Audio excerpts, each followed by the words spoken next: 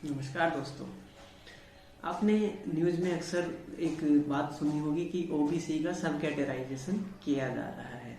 सब कैटेगराइजेशन दोस्तों, ओबीसी का उपविभाजन ये है, इसकी बात चल रही है। और इसके लिए जी रोहिणी पैनल आपने अक्सर चर्चा में सुना होगा, क्योंकि हाल में ये इसलिए न्यूज़ में है कि अभी इसका कार्यकाल फिर से बढ़ाया गया है। तो चलिए, क्या ये पैनल है और ओबीसी का उपविभाजन क्या है, इसके बारे में हम कुछ डिटेल में जानते हैं। दोस्तों, ओबीसी के उपविभाजन की बात क्यों चल रही है, तो हम जानते हैं ओबीसी में वर्तमान समय में जो केंद्रीय सूची है उसमें 2600 से अधिक जातियां हैं। इन 2600 से अधिक जातियों की जो जनसंख्या है वो 52% है।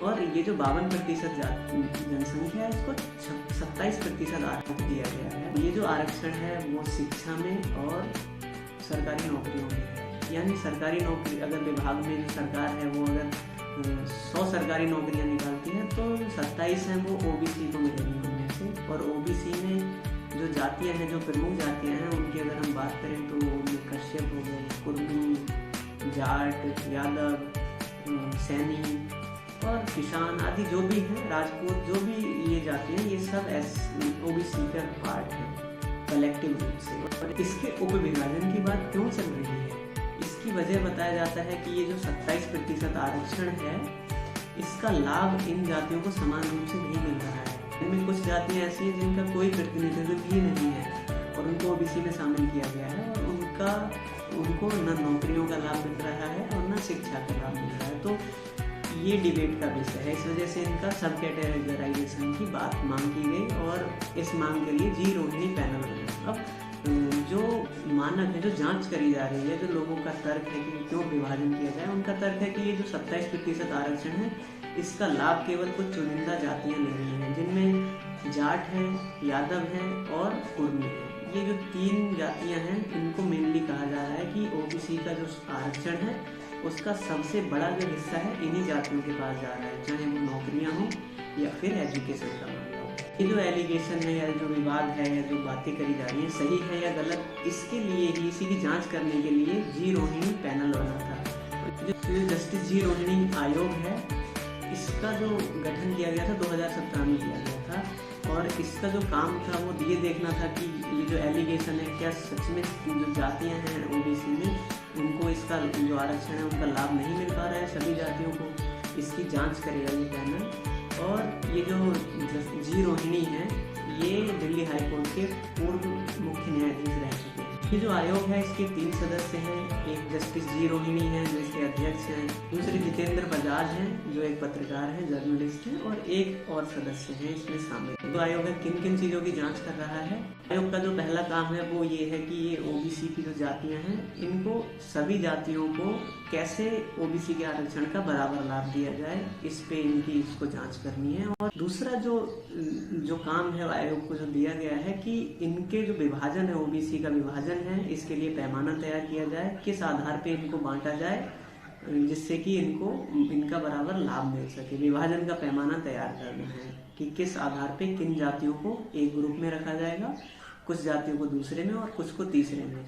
जो मांग करी गई है उसके हिसाब से इन जातियों के लिए 3 भागों में बांटने की बात करी जा रही है, मांग की जा रही है, जिसमें कुछ जातियां एक ग्रुप में हो, वर्ग ए में, दूसरी बी में, और कुछ जातियां सी में हो। और इनमें फिर आरक्षण भी जो 27% है उसको 9-9 के हिसाब से या फिर अन्य आधार पे तीनों भागों में बराबर बांटा जाए। तीसरा जो कार्य है ये रोहिणी आयोग का, वो है जातियों की जांच करना। और चौथा जो काम है वो है इन जातियों के नाम और स्पेलिंग्स में जो कमियां हैं उनको दूर करना, उनकी जांच करना। इस आयोग का गठन 2017 में किया गया था और इसको 3 माह में अपनी रिपोर्ट सरकार को सौंपनी थी। लेकिन 2017 से 2022 तक आज भी इस आयोग ने अपनी रिपोर्ट नहीं सौंपी है और इस आयोग के 10 कार्यकाल बढ़ाए जा चुके हैं। यानी कि जब से इसका गठन हुआ है तब से 10 बार इसका कार्यकाल बढ़ाया जा चुका है। का गठन हुआ, उसने जांच शुरू की और आयोग ने 2019 में मांग करी कि वो ओबीसी की एक अलग से ऑल इंडिया जनगणना करना चाहता है, जिससे कि एक्चुअल में आयोग को पता लग सके कि वास्तव में कितनी जनसंख्या है ओबीसी की और किस जाति की कितनी जनसंख्या है, जिस हिसाब से उनको आसानी हो जाए इनका विभाजन करने में। लेकिन बाद में आयोग ने इस सर्वे को करने से इनकार कर दिया। राजनाथ सिंह जी जो हमारे गृह मंत्री रहे, उन्होंने कहा था कि जो 2021 की जनगणना होगी उसमें ओबीसी का डाटा अलग से लिया जाएगा, लेकिन वर्तमान समय में सरकार इस मामले पे चुप है और वो ओबीसी की पृथक डेटा लेने पर चुप्पी साधे हुए है। रोहिणी आयोग ने 2018 तक 1.3 लाख जो सरकारी नौकरियां हैं केंद्र के तहत, उनका सर्वे किया और कुछ एनालाइज किया, उसके हिसाब से निष्कर्ष निकाले। और उन निष्कर्ष में जो पहले नंबर पे है 97% जो नौकरियां हैं इन 1.3 लाख में से, इनमें से 97% नौकरियां सिर्फ 25% ओबीसी जातियों को मिली। इसका मतलब आप समझ रहे होंगे कि अगर ये जो 1,30,000 नौकरियां हैं, इनमें से 97% नौकरियां केवल 25% लोगों को मिल गई। बाकी के जो 75% जनसंख्या ओबीसी की रह गई, उनको सिर्फ 3% नौकरियां मिली। ये कितना मजाकिया बात है कि ये मजाक ही चल रहा है। कहाँ से लोगों को न्याय मिलेगा या उनको बराबर का हिस्सा मिलेगा कि 97% जो नौकरियां हैं वो केवल 25% लोग ले रहे हैं, और जो 75% लोग रह गए उनको सिर्फ 3% ही ये हिस्सा मिल रहा है। और इसके साथ ही साथ जो 25% जो नौकरियां थी इन 1,30,000 में से, वो सिर्फ 10 जातियों को मिली।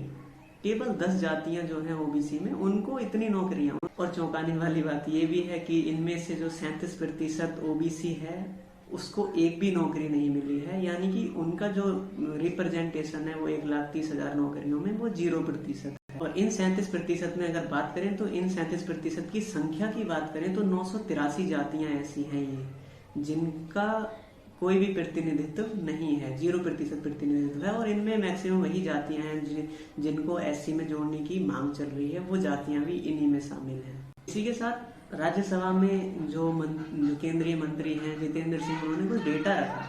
5.2 लाख जो कर्मचारी हैं वो वर्ग ए से सी की कैटेगरी के हैं, और उनमें से जो फाइंडिंग्स हैं 17.7% जो नौकरियां हैं वो एससी पे हैं, 6.7% जो नौकरियां हैं वो एसटी पे हैं, 20.2% ओबीसी को मिली हुई हैं इन 5,20,000। ग्रुप ए की 13% नौकरियों में एससी के लोग हैं। जो एसटी के लोग हैं वो ग्रुप ए की नौकरियों में लगभग 6% हैं, और जो ओबीसी के लोग हैं उनका जो रिप्रेजेंटेशन है वो लगभग 17% है। जबकि अगर हम वास्तविकता बात करें जो आरक्षण मिला हुआ है उसके हिसाब से ग्रुप ए में एससी के 17% होने चाहिए, और एसटी है उसके 7.5% होने चाहिए, और ओबीसी के 27% लोग होने चाहिए। लेकिन अभी अगर आप फिगर देखें तो ओबीसी का 27 की जगह सिर्फ 17% है, एसटी का 7.5 की जगह सिर्फ और सिर्फ